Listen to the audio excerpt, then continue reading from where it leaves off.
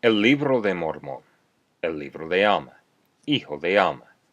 Capítulo 12. Alma disputa con Seezrom. Los misterios de Dios se dan a conocer únicamente a los fieles. Los hombres son juzgados por sus pensamientos, creencias, palabras y obras. Los inicuos padecerán la muerte espiritual. Esta vida terrenal es un estado de probación. El plan de redención lleva a efecto la resurrección y, por medio de la fe, la remisión de los pecados. Los que se arrepienten tienen derecho a reclamar la misericordia por medio del Hijo unigénito, aproximadamente 82 a.C. Entonces Alma, notando que las palabras de Amulek habían callado a Seezrom, pues vio que Amulek lo había sorprendido en sus mentiras y ardides para destruirlo, y viendo que Seezrom, consciente de su culpabilidad, empezaba a temblar, Alma abrió su boca y comenzó a hablarle y a afirmar las palabras de Amulek, y a explicar las cosas o aclarar las escrituras más de lo que Amulek había hecho. Y las palabras que Alma habló a Seezrom las oyó la gente que se hallaba alrededor, porque era grande la multitud, y de este modo habló él. Bien, Seezrom, ya que se te ha sorprendido en tus mentiras y artificios, pues no solamente has mentido a los hombres, sino a que has mentido a Dios, porque he aquí, Él conoce todos tus pensamientos, y ya ves que tus pensamientos no son manifestados por su espíritu. Y ves que sabemos que tu plan era un plan sutilísimo, según la astucia del diablo, para mentir y engañar a este pueblo, a fin de incitarlo contra nosotros, para que nos injuriaran y echaran fuera. Y este fue un plan de tu adversario, y él ha ejercido su poder en ti. Ahora, quisiera que recordaras que lo que a ti te digo, lo digo a todos. Y he aquí, os digo a todos, que esto fue una trampa del adversario, la cual ha tendido para entrampar a este pueblo, a fin de sujetaros a él, para ligaros con sus cadenas y encadenaros a la destrucción sempiterna, según el poder de su cautiverio.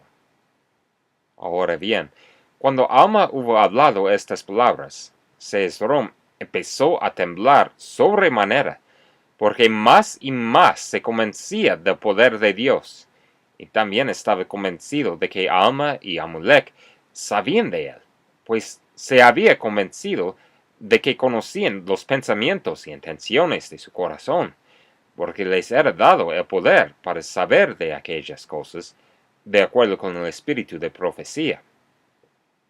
Y Seezrom empezó a interrogarlos solicitamente, a fin de saber más concerniente al reino de Dios. Y dijo a Alma, ¿qué significa esto que ha dicho Amulek con respecto a la resurrección de los muertos? ¿Que todos se levantarán de los muertos, justos así como injustos? ¿Y que serán llevados para comparecer ante Dios para ser juzgados según sus obras?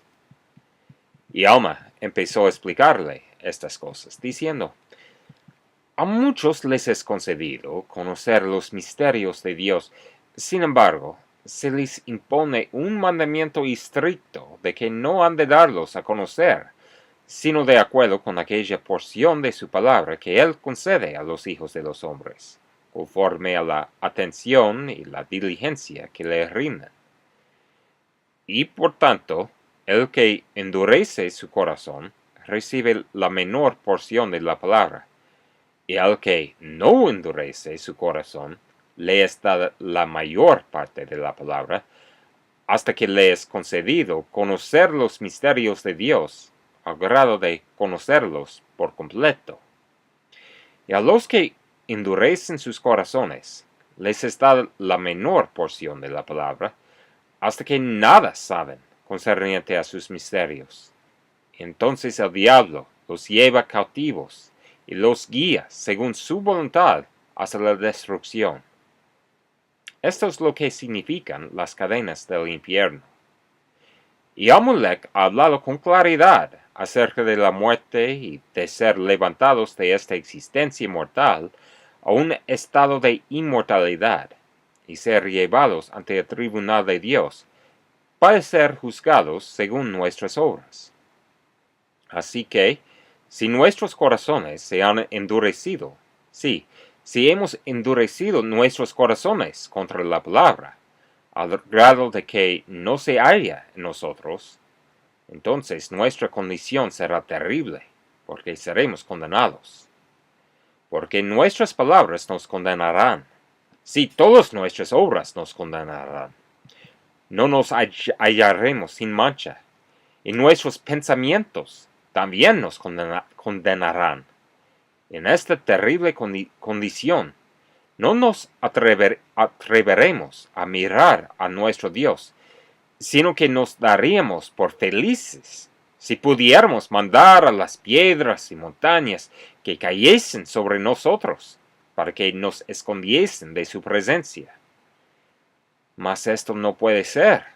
Tendremos que ir y presentarnos ante Él en su gloria, en su poder, en su fuerza, majestad y dominio, y reconocer, para nuestra eterna vergüenza, que todos sus juicios son rectos, que Él es justo en todas sus obras, y que es misericordioso con los hijos de los hombres, y que tiene todo poder para salvar a todo hombre que crea en su nombre, y dé fruto digno de arrepentimiento.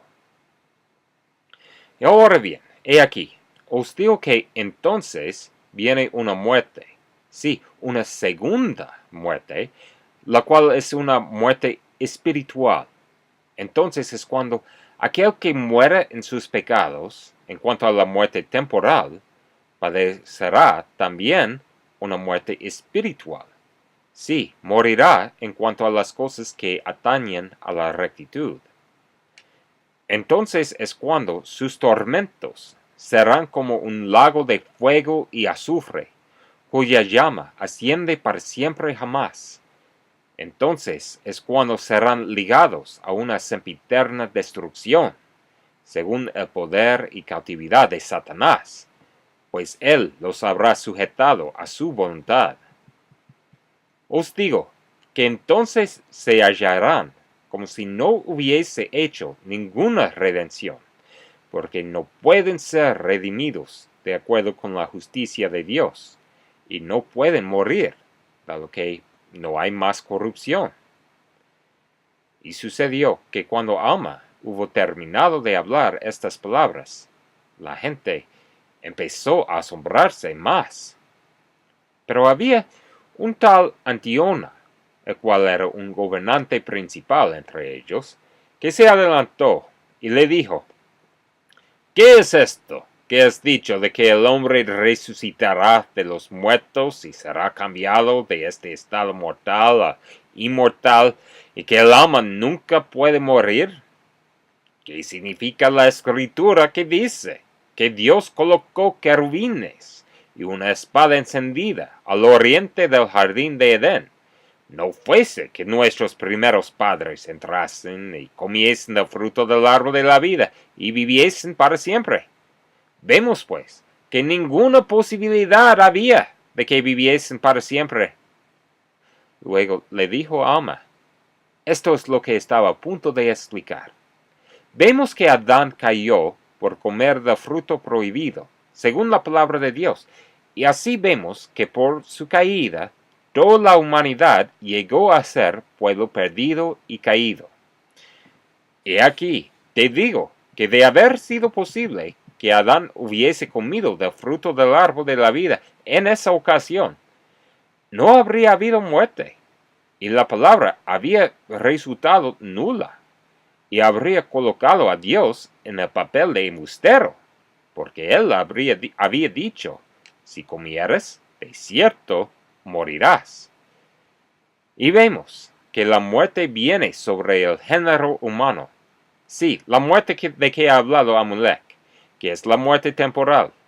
No obstante, se le concedió un tiempo al hombre en el cual pudiera arrepentirse.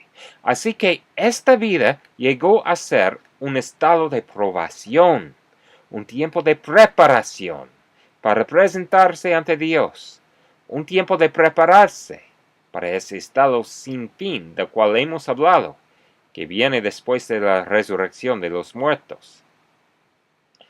Ahora bien, si no hubiese sido por el plan de redención que fue establecido desde la fundación del mundo, no habría habido resurrección de los muertos. Mas se instituyó un plan de redención que llevará a efecto la resurrección de los muertos, de la cual se ha hablado.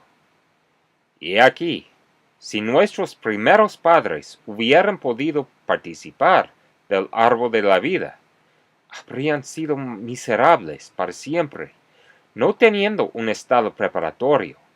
De este modo, el plan de redención se habría frustrado, y la palabra de Dios hubiera quedado nula y sin efecto. Mas, he aquí, no fue así. Antes bien se decretó que los hombres murieran, y después de la muerte deben presentarse para ser juzgados.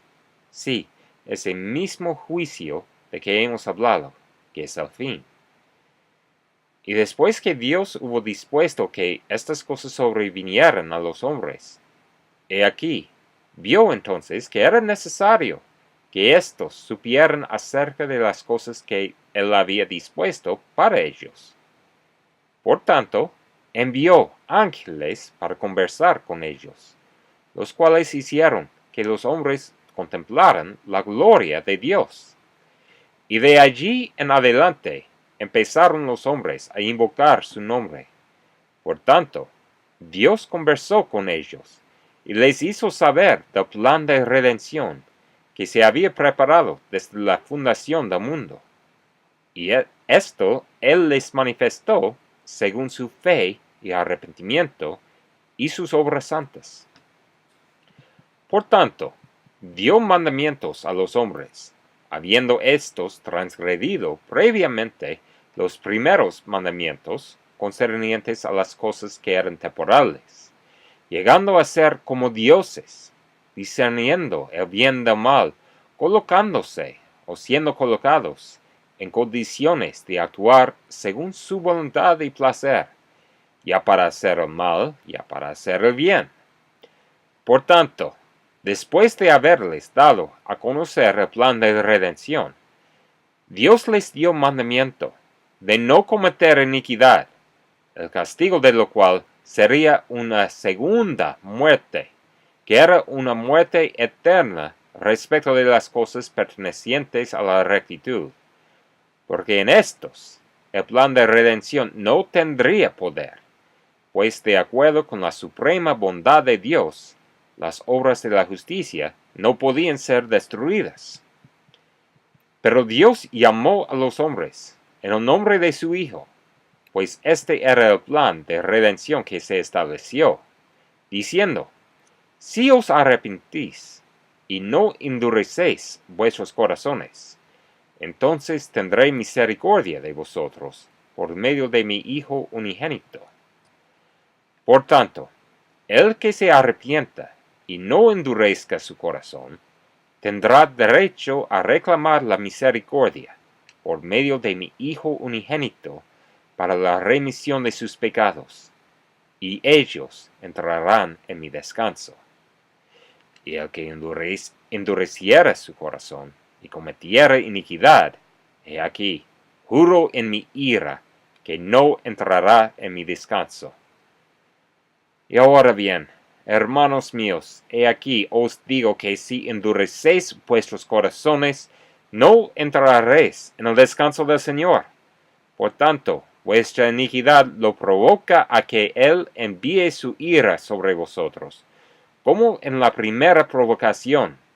Sí, según su palabra, en la última provocación, como también en la primera, para la eterna destrucción de vuestras almas. Por tanto, según su palabra, para la última muerte, así como la primera.